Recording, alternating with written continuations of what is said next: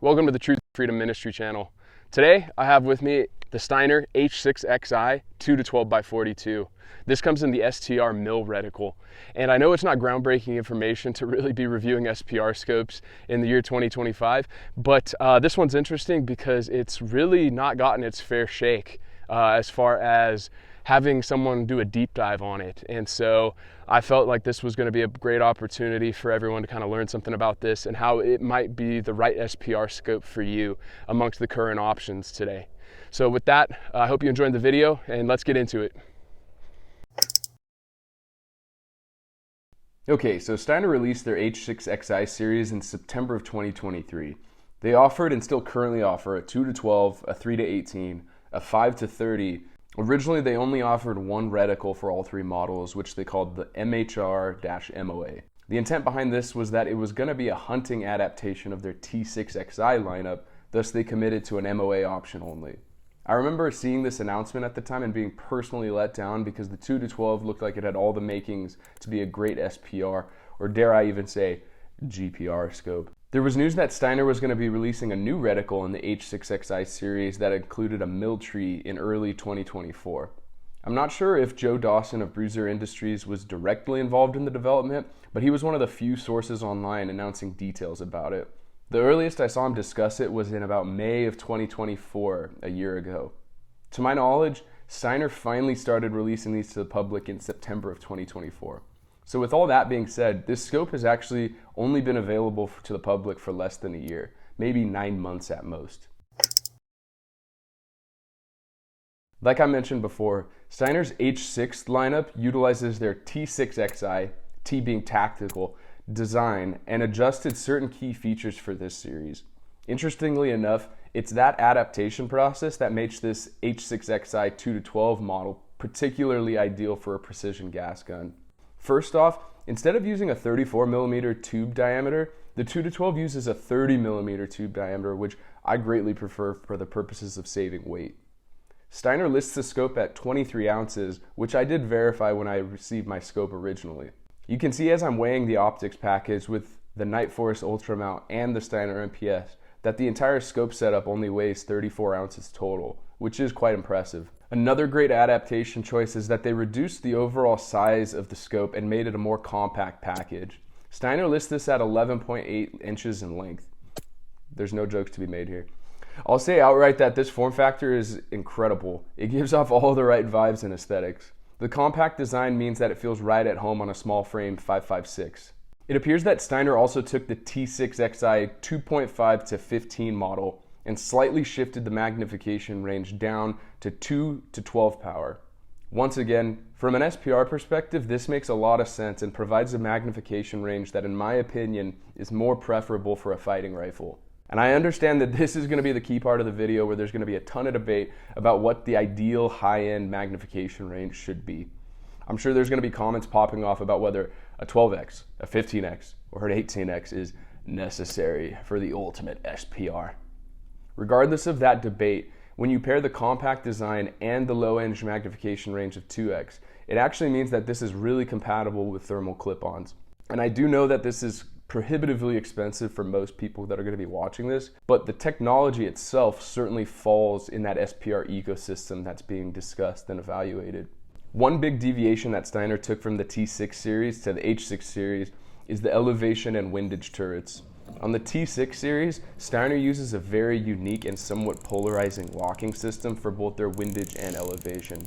I own a T6Xi 5-30 and I have no problem with this system. However, it appears that Steiner took a more simplified approach and put a low-profile elevation turret that includes a zero stop. This change works out really well when you're putting together an SPR scope because as you can see, the low-profile design of your elevation turret means you can pair a piggyback dot with a complete full field of view without obscuring any of your sight picture. I'm also thrilled that they decided to add a capped windage turret, which is a wise choice for a precision gas gun where you plan on holding your windage using your reticle. So from a design standpoint, One of the bigger challenges with this scope is the compact nature of it. You know, like I mentioned, it's under 12 inches long, which is awesome.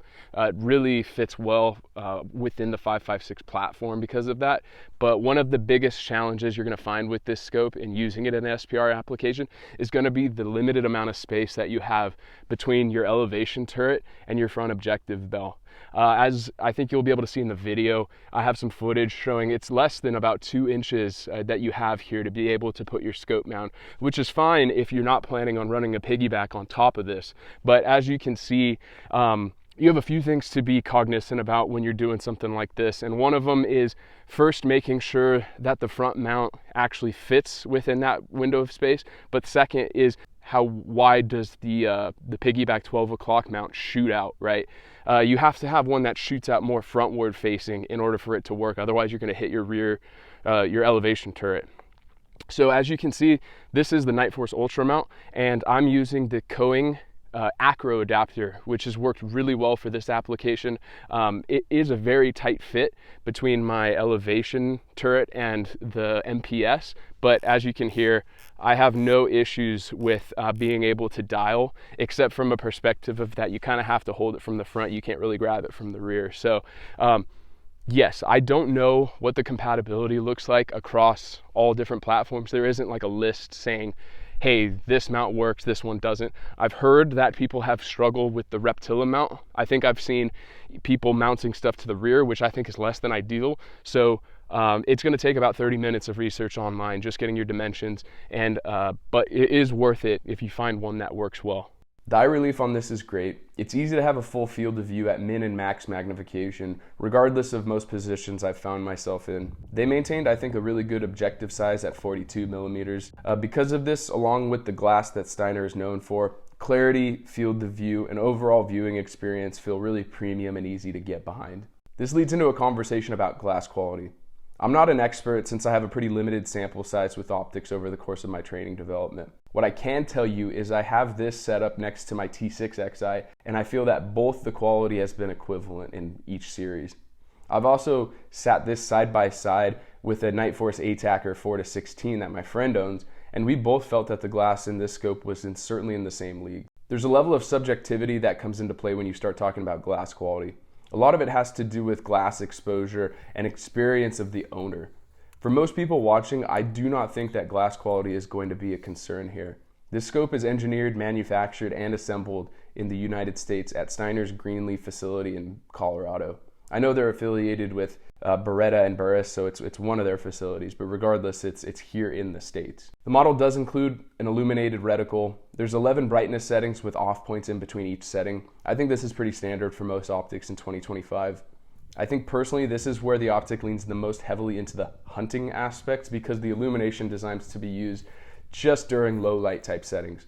At max brightness and at higher magnification, I would say the illumination is barely daylight visible. At low magnification, the reticle is too thin for the illumination to be used in broad daylight. For pricing, this optic has a pretty wide variance.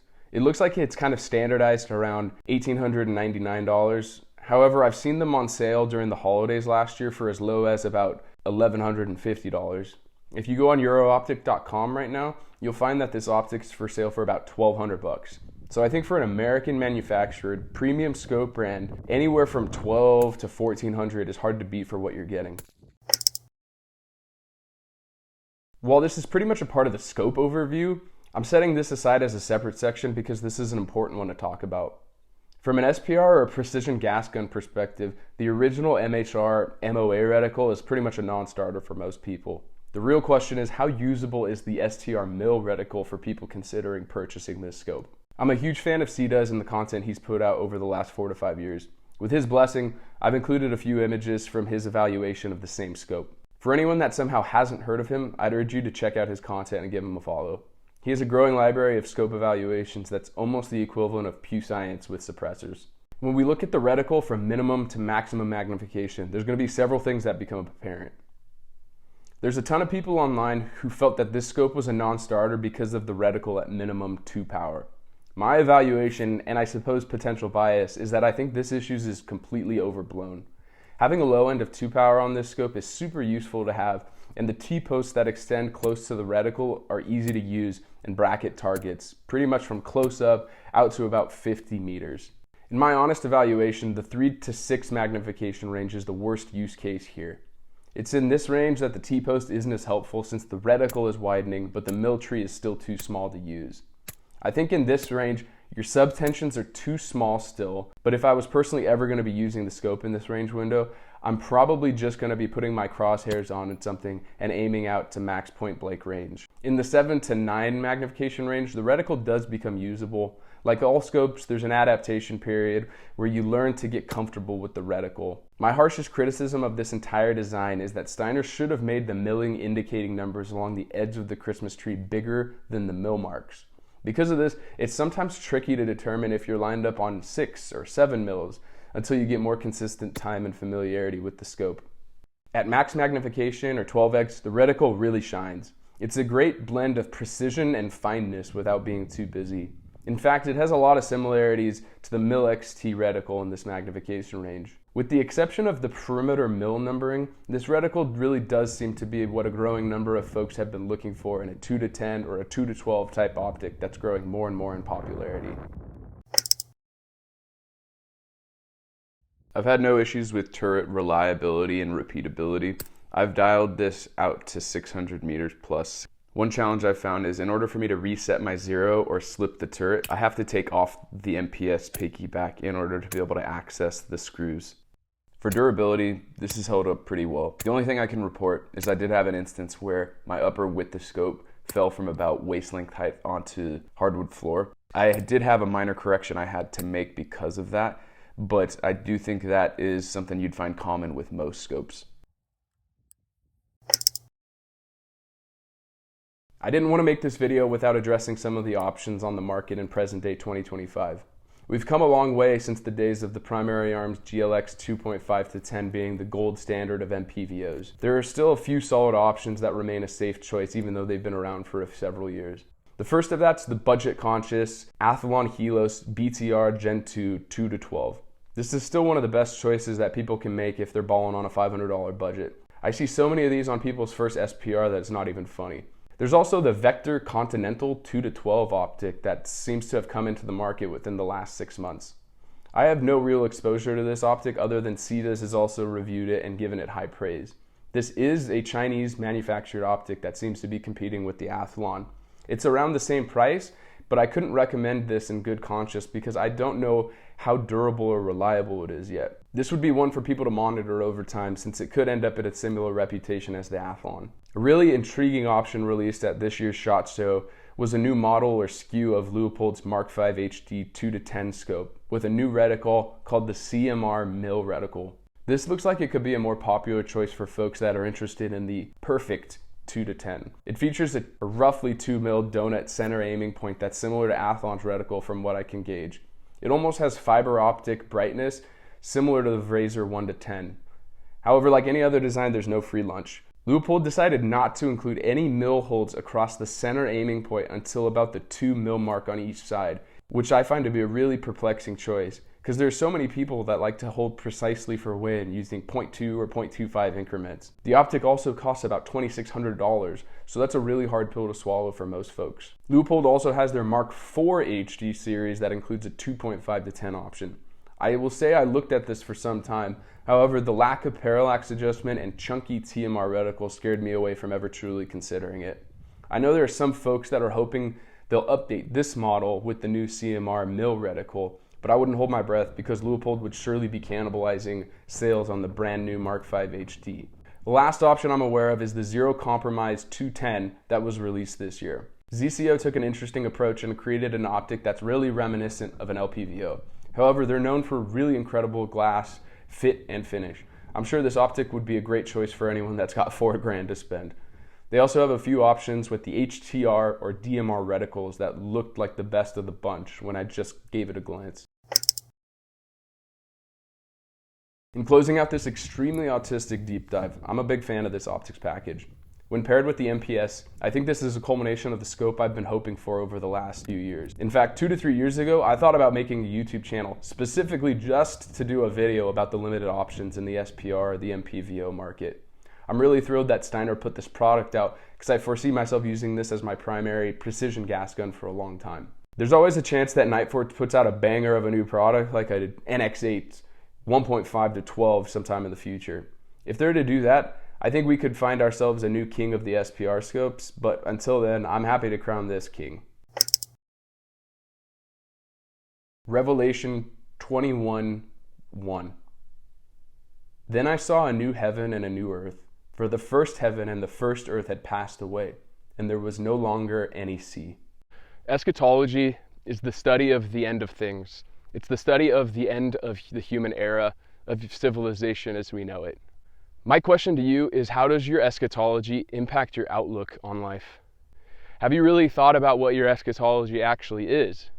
There are a ton of Christians today that are convinced that we are going to be raptured within our lifetime, within our children's lifetime, within the next 100 years. If you ask them, hey, what do you think the world's going to look like in 1,000 years? I do think that they would actually pause and think, are we on the same assumption here? Dude, don't you see what's going on in the world? I hate to break it to you, but not everyone in the history of our civilization has believed what we believe about our specific interpretation of Revelation. Have you been influenced by the Left Behind culture? Are you even aware that the way that we view and interpret Revelation is very different and very specific compared to what, let's say, our founding fathers thought of, our forefathers? Really influential Christians like Jonathan Edwards, Martin Luther had a very different take on Revelation. My charge to you is, if you have that very specific view, how does that not impact the way that you view the world and how you view your future? How could you not be a little bit bummed out for your children? Can you be optimistic for them, or are you being slightly double-minded if you think things are in a decline? Are you aware of your eschatology, and have you considered if you're as strong in that and if there are any assumptions that you need to change? This is just a bunch of questions I don't have any answers to, but I would urge you to think critically on them because it may be the thing that makes or breaks our republic.